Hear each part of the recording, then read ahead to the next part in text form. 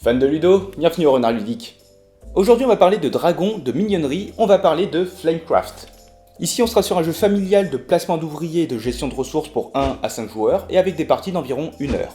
Dans ce jeu, on va jouer dans une ville où les dragons sont plutôt légion et leurs flammes ont la capacité de façonner des objets qui sont à la fois utiles pour les clients et les boutiques de la ville.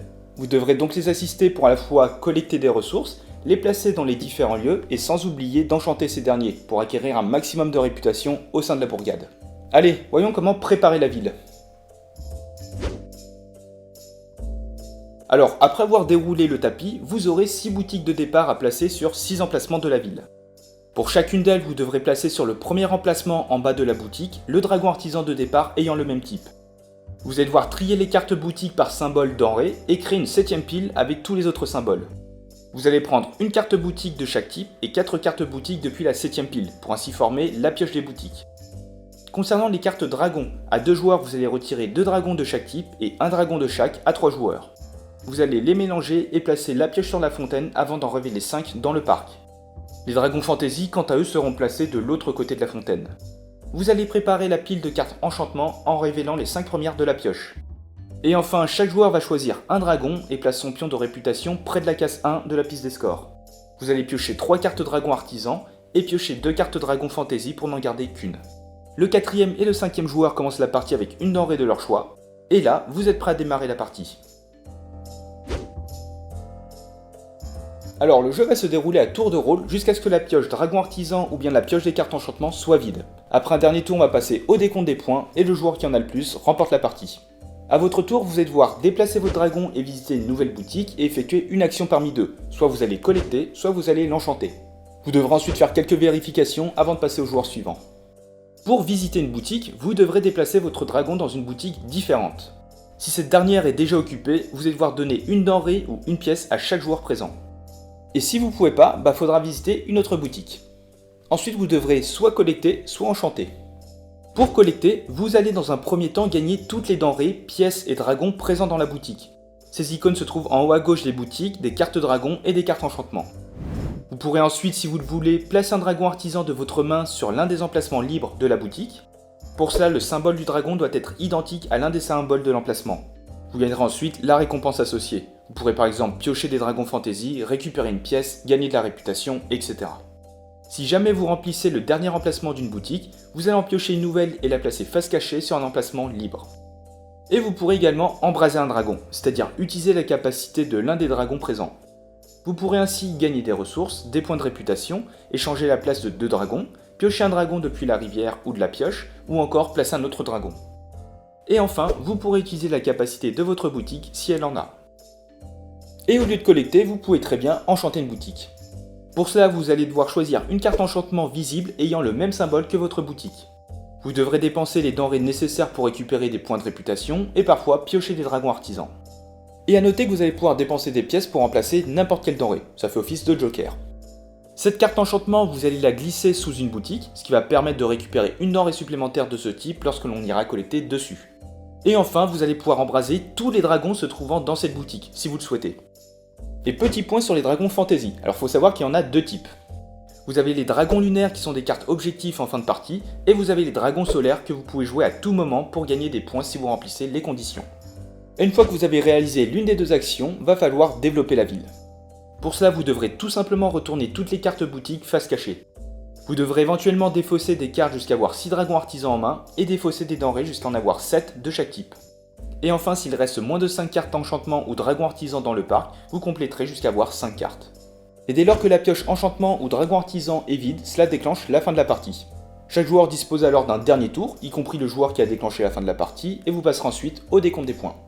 Pour cela, vos points déjà gagnés, vous allez rajouter 1 point par pièce encore dans votre réserve, et chaque joueur va révéler ses dragons fantasy lunaires encore en main.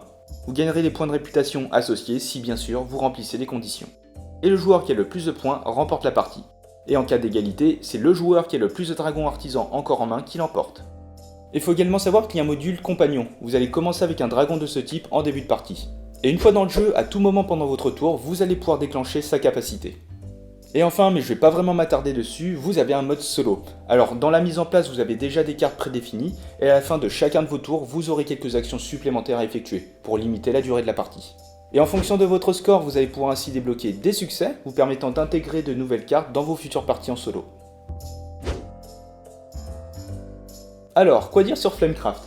Je pense que dans un premier temps, on peut tous s'accorder à dire, enfin, du moins quasiment, que l'ADA est plutôt géniale, toute mignonne, avec un univers à la fois coloré et pétillant, et le tout dans une ambiance très good vibe. Ici, on est vraiment sur un jeu familial, mais qui est pour moi une belle initiation au jeu de gestion. Alors, à la fois gestion de ressources, où vous allez devoir en récupérer pour jouer des cartes d'enchantement, et ainsi gagner des points, mais également gestion de main, où il faudra toujours faire en sorte d'avoir des dragons à disposition pour pouvoir les jouer sur les boutiques et ainsi gagner des récompenses. Et donc, ça va vous permettre d'optimiser vos tours. Et même si c'est plutôt léger, il y a quand même des tricks, des combos de cartes qui sont présents et qu'il faudra prendre en compte pour trouver les meilleures combinaisons. Et on retrouve aussi une belle montée en puissance qui est vraiment plaisant. Alors au début, quand vous allez collecter dans une boutique, vous allez récupérer que 2 ressources, et plus vous allez avancer dans le jeu, plus vous allez jouer des cartes dragon dans les différents lieux, et plus vous allez récupérer beaucoup de ressources en une fois, ce qui va permettre de directement pouvoir jouer une carte enchantement par la suite. Et au bout d'un moment, enfin quand vous allez commencer à jouer vos premières cartes boutiques avec des capacités, il y aura des choix qui vont se faire. Soit vous allez préférer collecter dans une boutique de base, donc récupérer un maximum de ressources du fait de la présence des 3 dragons, ou vous allez préférer aller dans ces nouveaux lieux. Donc certes vous allez gagner moins de ressources, mais vous pourrez potentiellement jouer un dragon pour récupérer une petite récompense, mais ça va être surtout pour jouir de la capacité de cette boutique qui sont en général, waouh, super puissantes. Donc voilà, il y aura des petits choix à faire parfois. Et au-delà de ça, à chacun de vos tours, il faudra faire attention à 2-3 variables entre guillemets. Alors quand vous collectez et allez dans une boutique, il faudra trouver la meilleure pour récupérer les ressources voulues, avoir un emplacement pour pouvoir jouer un dragon, et avoir un dragon suffisamment intéressant pour pouvoir l'embraser. Et si vous décidez d'enchanter, alors il faudra aller dans la boutique associée bien sûr à la carte enchantement, mais il faudra avoir le trio de dragons assez sympathique pour vous aider dans votre tour, vu que vous allez tous les embraser. Donc voilà, même si on est sur du familial, il y a quand même de la réflexion et des choses super chouettes à faire.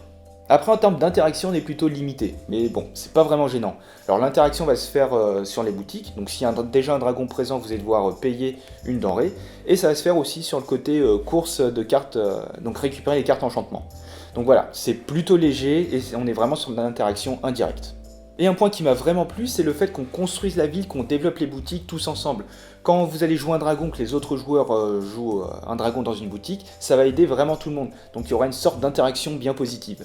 Et après, peut-être un point où j'étais peut-être sceptique, enfin du moins sur ce style de jeu, c'est qu'en fonction de votre score, de si vous êtes avancé ou pas, vous pouvez très bien accélérer le jeu. Avec les dragons violets, vous pouvez faire en sorte de placer 3 dragons qui vous font piocher, d'aller dans cette boutique pour enchanter et de piocher très rapidement des cartes, pour ainsi vider la pile et mettre très rapidement fin à la partie. Mais bref, voilà, Flamecraft c'est vraiment un jeu avec une DA somptueuse, qui pour un jeu familial a quand même pas mal de réflexion avec des petites combinaisons de cartes, et ce qui donne un jeu à la fois mignon, plaisant et qui donne envie d'y revenir.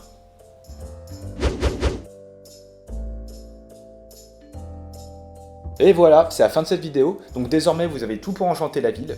Alors si le jeu vous intéresse et que vous souhaitez soutenir la chaîne, n'hésitez pas à utiliser le lien qui est en description. Et vous pouvez toujours laisser un petit pouce bleu, commenter et vous abonner, ça fait toujours plaisir. Et sur ce, on se retrouve dans une prochaine vidéo. Ciao!